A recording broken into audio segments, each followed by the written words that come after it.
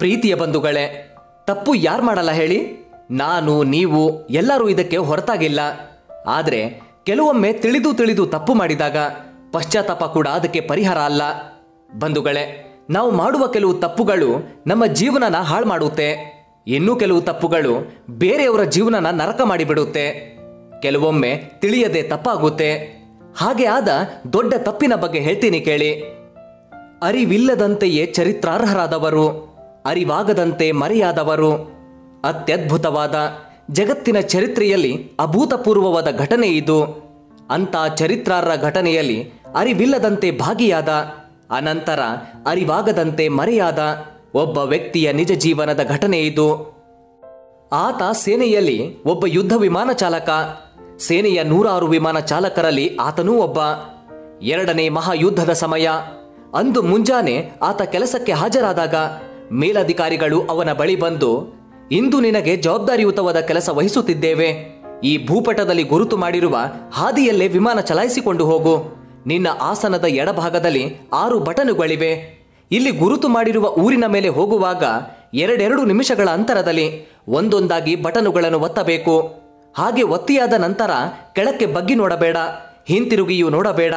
ವಿಮಾನ ಚಲಾಯಿಸಿಕೊಂಡು ವೈಮಾನಿಕ ನೆಲಕ್ಕೆ ಹಿಂತಿರುಗಿ ಬಾ ಎಂದು ಹೇಳಿ ಕಳುಹಿಸಿದರು. ಆತ ಅದರಂತೆ ಮಾಡಿದರು.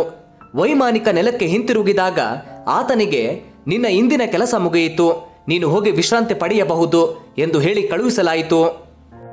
ಆಗಿನ ಕಾಲದಲ್ಲಿ ಈಗಿನಂತೆ ದೂರದರ್ಶಕಗಳು, ದೂರ ಸಂಪರ್ಕ ಸಲಕರಣೆಗಳು ಇರಲಿಲ್ಲ. ಆತ ಕ್ಯಾಂಪಿಗೆ ಹೋಗಿ ನಿರಾಳವಾಗಿ ನಿದ್ರಿಸಿದ. ಮರುದಿನ ಆತ ಕಚೇರಿಗೆ ಬಂದಾಗ ಕಚೇರಿಯಲ್ಲಿ ಉದ್ರಿಕ್ತ ವಾತಾವರಣ. ಎಲ್ಲರೂ ಏನೋ ಮಹತ್ತರವಾದದ್ದನ್ನು ಸಾಧಿಸಿರುವಂತೆ ಮಾತನಾಡಿಕೊಳ್ಳುತ್ತಿದ್ದರು. ಆತನನ್ನು ಸೇನೆಯ ಮುಖ್ಯಸ್ಥರು ಕರೆದು ಅಭಿನಂದಿಸಿದರು. ಆತನಿಗೆ ವೃತ್ತಿಯಲ್ಲಿ ಮುಂಬಡ್ತಿ ಹಾಗೂ ಸಂಬಳದಲ್ಲೂ ಹೆಚ್ಚಳವಾಗಿರುವ ಶುಭ ಸಮಾಚಾರ ತಿಳಿಸಿದರು. ಆಶ್ಚರ್ಯದಿಂದಲೇ ಅದನ್ನು ಸ್ವೀಕರಿಸಿದ ಆತ ಹೊರಕ್ಕೆ ಬಂದು ತನ್ನ ಸಹೋದ್ಯೋಗಿಗಳೊಡನೆ ವಿಷಯವೇನೆಂದು ವಿಚಾರಿಸಿದರು. ಆಗ ಆತನಿಗೆ ತಿಳಿದು ಬಂದ ವಿಚಾರಗಳು ಹೀಗಿದ್ದವು. ಹಿಂದಿನ ದಿನ ಆತನನ್ನು ಜಪಾನಿನ ಹಿರೋಶಿಮಾ ನಗರದ ಮೇಲೆ ಆಟಂ ಬಾಂಬ್ ಹಾಕಲು ನಿಯೋಜಿಸಲಾಗಿತ್ತು. ಆತ 6 ಬಟನುಗಳನ್ನು ಒತ್ತಿದಾಗ ವಿಮಾನದಿಂದ ಹಿರೋಶಿಮಾ ನಗರದ ಮೇಲೆ ಆಟಂ ಬಾಂಬುಗಳು ಸಿಡಿದಿದ್ದವು. ಕಣ್ಮುಚ್ಚಿ ತೆಗೆಯುವುದರೊಳಗಾಗಿ ಸಾವಿರಾರು ಜನ ಸಾವಿಗೀಡಾಗಿದ್ದರು. ಅಂದರೆ ಸಾವಿರಾರು ಜನರ ಸಾವಿಗೆ ಆತನ ಕಾರ್ಯಾಚರಣೆ ಕಾರಣವಾಗಿತ್ತು. ಇದನ್ನು ಕೇಳಿದ ತಕ್ಷಣ ಆತ, ಅಷ್ಟೊಂದು ಮುಗ್ಧರ ಸಾವಿಗೆ ನಾನು ಕಾರಣನಾದೇನೆ? ವೃತ್ತಿಯಲ್ಲಿ ಮುಂಬಡ್ತಿ ಹಾಗೂ ಸಂಬಳದ ಹೆಚ್ಚಳ ಪಡೆದದ್ದು ಮುಗ್ಧರ ಮಾರಣ ಹೋಮದಿಂದಾಗಿಯೇ? ಯುದ್ಧದಲ್ಲಿ ಎಂದೂ ನೇರವಾಗಿ ಭಾಗವಹಿಸದ, ತಮ್ಮ ಪಾಡಿಗೆ ತಾವು ತಮ್ಮ ತಮ್ಮ ಗ್ರಾಮಗಳಲ್ಲಿ ವ್ಯವಸಾಯ ಮಾಡಿಕೊಂಡು ಕೂಲಿ ನಾಲಿ ಮಾಡಿಕೊಂಡು ಬಾಳಿ ಬದುಕುತ್ತಿದ್ದ ಜನರನ್ನು ನಾನು ಕೊಂದು ಹಾಕಿದ್ದೇನೆ ಎಂಬೆಲ್ಲ ಯೋಚನೆಗಳು ಆತನ ಮನಸ್ಸಿನಲ್ಲಿ ಸುಳಿದು ಹೋದವು. ಆತನ ಸಂಭ್ರಮ ಸಡಗರ ಜರ್ರೆಂದು ಇಳಿದು ಹೋಯಿತು. ಆತ ತೀವ್ರವಾದ ಖಿನ್ನತೆಗೆ ಒಳಗಾದರು, ಅಸ್ವಸ್ಥರಾದರು, ಆಸ್ಪತ್ರೆಗೆ ಸೇರಿಸಲ್ಪಟ್ಟರು. ಅಲ್ಲಿಯೂ ಮಾರಣ ಹೋಮದ ಬಗ್ಗೆಯೇ ಕನವರಿಸುತ್ತಿದ್ದರು.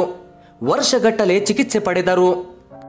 ಆತ ಮನಸ್ಸು ಮಾಡಿದಿದ್ದರೆ ಸೇನೆಯಲ್ಲಿ ಇನ್ನು ಮೇಲಿನ ಹುದ್ದೆ ಅಲಂಕರಿಸಬಹುದಿತ್ತು, ಸವಲತ್ತುಗಳನ್ನೆಲ್ಲ ಪಡೆಯಬಹುದಿತ್ತು, ವಿಲಾಸಭರಿತ ಜೀವನ ನಡೆಸಬಹುದಿತ್ತು. ಆದರೆ ಸಾವಿರಾರು ಜನರ ಸಾವಿಗೆ ಕಾರಣನಾದೆ ಎಂಬ ಪಾಪ ಪ್ರಜ್ಞೆ ಆತನನ್ನು ಕಾಡುತ್ತಿತ್ತು.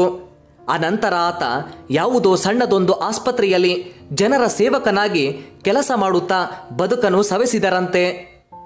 ಪ್ರೀತಿಯ ಬಂಧುಗಳೇ, ಜಗತ್ತಿನ ಚರಿತ್ರೆಯ ಪುಟಗಳಲ್ಲಿ ತನ್ನ ಹೆಸರನ್ನ ಸೇರಿಸಿಕೊಳ್ಳಬಹುದಾದ ಕೆಲಸ ಮಾಡಿದ್ದ ಆತ ಅನಾಮಧೇಯನಾಗಿ ಬದುಕಿನ ಕೊನೆಯ ಉಸಿರೆಳೆದರಂತೆ. ಆತ ಸತ್ತ ಸುದ್ದಿ ಯಾವ ಪತ್ರಿಕೆಯಲ್ಲೂ ಪ್ರಕಟವಾಗಲಿಲ್ಲವಂತೆ. ಬಂಧುಗಳೇ, ಈ ಕತೆ ಹೇಳಿದ ಉದ್ದೇಶ ಇಷ್ಟೇ. ಇತಿಹಾಸದಲ್ಲಿ ಸಾವಿರಾರು ಜನರ ಪ್ರಾಣ ಉಳಿಸಿದವರು ಇದ್ದಾರೆ, ಸಾವಿರಾರು ಜನರ ಪ್ರಾಣ ತೆಗೆದವರು ಇದ್ದಾರೆ. ಅವರನ್ನ ಜನರು ಹೇಗೆ ನೆನಪಿಟ್ಕೊಂಡಿದ್ದಾರೆ ಅದು ಮುಖ್ಯ ಅಲ್ಲ. ಆದರೆ ಅವರು ತಮ್ಮ ಕೊನೆಗಾಲದಲ್ಲಿ ಯಾವ ರೀತಿ ಹಿಂಸೆ ಪಟ್ಟರು, ಹೇಗೆ ಅವರ ಬದುಕು ಅಂತ್ಯವಾಯಿತು ನೋಡಿ. ಬಂಧುಗಳೇ, ಯಾವುದೋ ಚಿಕ್ಕ ಚಿಕ್ಕ ಸ್ವಾರ್ಥಕ್ಕಾಗಿ ಬೇರೆಯವರನ್ನ ನೋಯಿಸಬೇಡಿ. ಸಾಧ್ಯ ಆದಷ್ಟು ಒಳ್ಳೆಯ ಮನಸ್ಸಿನಿಂದ ಒಳ್ಳೆಯವರಾಗಿ ಬದುಕಿ.